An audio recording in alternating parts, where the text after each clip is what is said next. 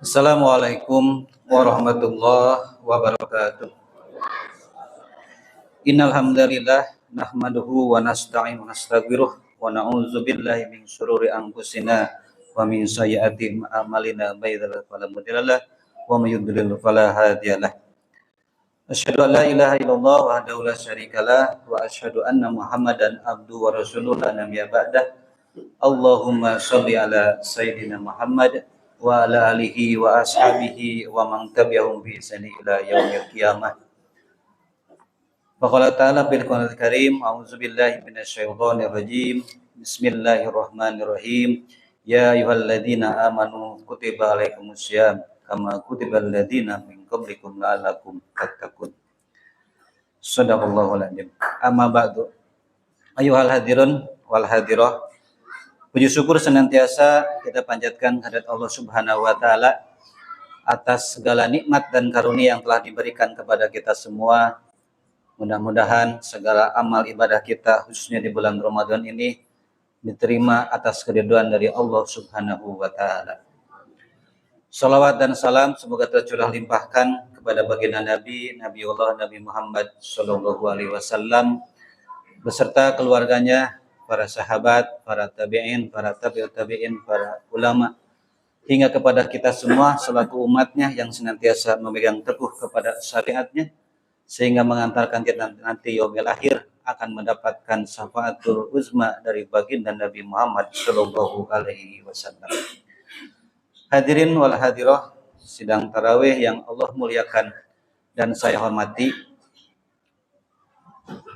Sebagaimana kita ketahui dalam surat Al-Mu'minun dari mulai ayat 14 sampai ke ayat 16 kita ketahui bagaimana fase kehidupan kita sebagai manusia.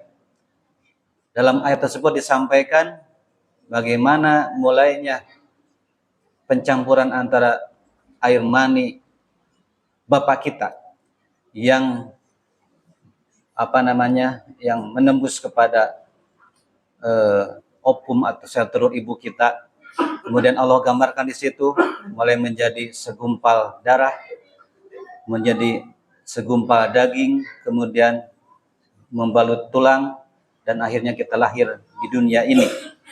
Malah di ayat 14 sampai 15 dikatakan summa ba'da dzalika lamayitun. Setelah kita hidup di dunia ini akan kita mengalami namanya kematian. Kemudian dalam ayat berikutnya sampaikan nanti akan dibangkitkan di yaumil qiyamah.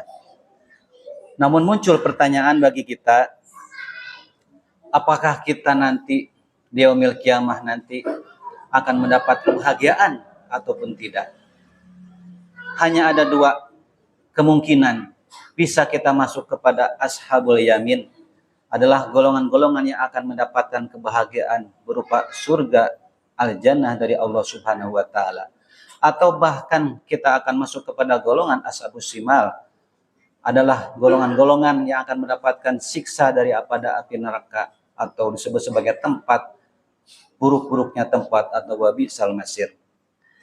Ini menjadi evaluasi bagi kita, apakah nanti kita kemana akan masuk, apakah menjadi golongan ashabul yamin ataukah ashabus shimal. Tentu kita berharap akan mendapatkan nanti kita di golongan yaitu ashabul yamin yang akan mendapatkan kebahagiaan berupa surganya dari Allah Subhanahu wa taala. Hadirin wa hadirat rahimakumullah. Syarat akan mendapatkan nanti yaumil akhir kita akan mendapatkan golongan sebagai golongan yang akan mendapat kebahagiaan, tentu harus sesuai apa yang Allah syaratkan. Para ulama menafsirkan bahwa kita akan mendapatkan kebahagiaan berupa golongan ashabul yamin itu harus sesuai dengan misi penciptaan dari Allah Subhanahu wa taala.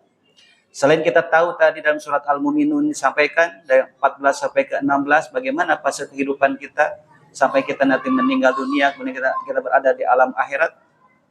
Yang akan mendapatkan kehidupan bahagia di akhirat kelak adalah seseorang atau seorang muslim, seorang mukmin yang dalam kehidupan di dunianya mengikuti visi daripada penciptaan oleh Allah Subhanahu wa taala.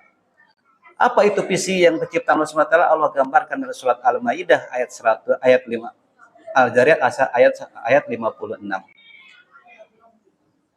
Allah SWT berfirman, "Wa ma khalaqtul jinna wal insa illa liya'budun." Dan tidaklah Allah ciptakan jin dan manusia kecuali untuk ibadah. Inilah yang menjadi misi daripada penciptaan kita oleh Allah Subhanahu wa taala. Sehingga apabila kita mengikuti sesuai dengan visi dari penciptaan Allah Subhanahu wa taala atau misi penciptaan Allah Subhanahu wa taala yaitu untuk ibadah, maka kita akan mendapatkan kebahagiaan akhirat kelak, yaitu akan mendapatkan dalam surganya Allah Subhanahu wa taala. Imam Malik mendefinisikan terkait makna ibadah. Bahwasanya tadi disampaikan tidaklah diciptakan jin dan manusia kecuali untuk ibadah. Imam Malik mendefinisikan makna ibadah. Mahwal ibadah. Ibadah adalah ta'atullah wa huduhu wa tijamu ila syariatid din. Imam Malik mendefinisikan bahwa namanya ibadah adalah ketaatan dan ketundukan kepada Allah dan selalu memegang teguh menjalankan syariat-syariat agama. Itu yang dikatakan ibadah menurut Imam Malik. Tentu ini kalau kita gambarkan bagaimana yang dikatakan ibadah tadi adalah segala perbuatan manusia yang senantiasa tunduk, taat, patuh kepada perintah-perintah Allah sesuai dengan syariat-syariat agama. Ini yang dikatakan oleh Imam Malik terkait definisi ibadah. Hadirin wal hadirat rahimakumullah.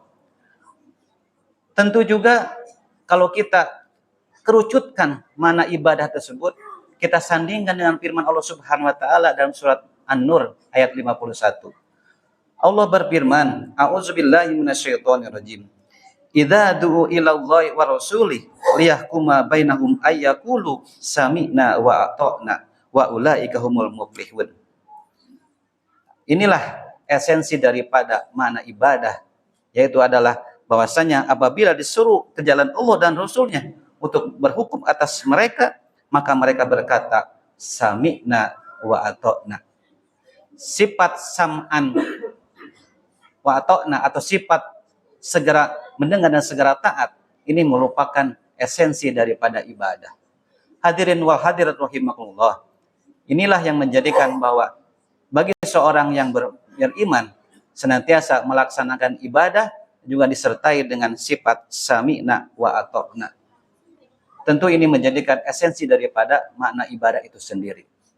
Tentu sifat sami'na wa ata'na senantiasa bagaimana kita juga digambarkan dalam Al-Quran, bagaimana Nabi Musa yang serta-merta dia dikejar oleh Fir'aun dan bala tentaranya, kemudian tersudutkan dalam pantai di Laut Merah. Apakah perintah Allah apa? Perintah Allah adalah untuk memukulkan tongkatnya. Namun apabila kita berpikir bagaimana mungkin gitu, dengan persoalan yang dihadapi oleh Nabi Musa yang senantiasa dikejar oleh Fir'aun, dia mau balik lagi akan semakin dekat dengan pasukan Fir'aun. Maju ke depan dia akan terjerumus ke dalam Laut Merah. Tapi Allah perintahkan untuk memukulkan tongkatnya. Ini di luar nalar, di luar akal daripada seorang manusia. Tapi punya sikap sam'an wa ta'atan Nabi Musa sehingga senantiasa melaksanakan perintah Allah Subhanahu wa taala. Tentu bukan hanya sebagai itu. Misalkan Nabi Ibrahim, bagaimana Nabi Ibrahim alaihissalam yang senantiasa merindukan akan kelahiran anak yang dinanti-nanti. Namun begitu ada perintah dari Allah Subhanahu wa taala untuk menyembelih anaknya Ismail, dia senantiasa melaksanakan dengan sifat sam'an wa ta'atan. Dia kerjakan apa yang diperintah oleh Allah Subhanahu wa taala. Berikut juga misalkan bagaimana perintah Allah Subhanahu wa taala kepada Nabi Nuh yang tidak masuk akal. Bagaimana seorang manusia, seorang Nabi Nuh disuruh untuk membuat bahtera di bukit, di puncak bukit. Itu tidak masuk akal. Mungkin yang masuk akal adalah membuat bahtera di pantai atau di tepi lautan. Itu baru masuk akal. Tetapi Nabi Nuh memiliki sifat sam'an wa ta'atan, sehingga dia melaksanakan apa yang diperintah Allah Subhanahu wa taala. Ini menjadikan gambaran bagaimana para nabi memiliki sifat sam'an wa ta'atan yang senantiasa melaksanakan perintah dari Allah Subhanahu wa taala. Tentunya kita juga pada kesempatan ini di bulan Ramadan kita melaksanakan saum Ramadan. Bagaimana kita merasakan letihnya di siang hari, Bagaimana kita melaksanakan saum Ramadan dengan menahan makan dan minum, merasa kehausan, merasa kecapean. Itu pun akan bisa dilaksanakan oleh seseorang umat yang mukmin, umat yang Islam yang mukmin, yang beriman dengan sifat sam'an wa ta'atan. Ini menjadikan dasar, menjadikan modal bagi kita seorang yang mukmin memiliki sifat sam'an wa ta'atan. Tentu ini menjadikan mudah-mudahan kita melaksanakan saum Ramadan didasari oleh selalu sifat sam'an wa ta'atan. Hadirin wal hadirat rahimakumullah, tentu saja mudah-mudahan sifat sam'an wa ta'atan kita mengantarkan kita menjadi orang-orang yang bertakwa, apa yang digambarkan dalam surat Al-Baqarah 183 tadi sampaikan bahwasanya ya ayyuhalladzina amanu kutiba alaikumusiyam kama kutiba alladzina min qablikum la'allakum tattaqun. Ini tujuan daripada kita saum Ramadan adalah menjadikan kita menjadi orang-orang yang bertakwa, yang senantiasa memiliki sifat sam'an wa ta'atan dalam segala perbuatan, yang senantiasa apa-apa yang diperintah oleh Allah Subhanahu wa taala tidak dinanti-nanti, apa-apa yang Allah yang Allah suruh tinggalkan, maka pun kita akan segera tinggalkan. Hadirin walidayallah, mudah-mudahan saum kita di bulan Ramadan ini diterima oleh Allah Subhanahu wa taala dan kita dijadikan sebagai orang-orang yang bertakwa. Itu yang bisa disampaikan pada kesempatan kutum saat ini. Wa bikum ya nasiratal mustaqim. Assalamualaikum warahmatullahi wabarakatuh.